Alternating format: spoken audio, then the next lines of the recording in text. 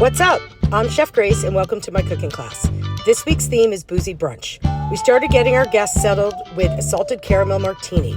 This drink has rum chata, vanilla vodka, and we rim the glass with caramel and coarse salt, and it packs quite the punch. Next, we moved on to some champagne eggs.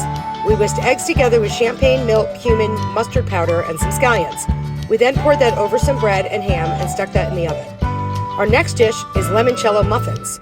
We started with an already made batter and added lemon zest to that. For the icing, we mixed powdered sugar and more limoncello, and we created a glaze for the top of the muffins. Lastly, we finished off with some bourbon French toast. We mixed bourbon with a traditional French toast liquid, soaked these pieces of bread, sauteed them on the stove, and then we topped them with fresh berries, confectioner's sugar, and Vermont maple syrup. The class was so much fun, maybe because of the booze, and all of the food tasted incredible. Chef Grace out.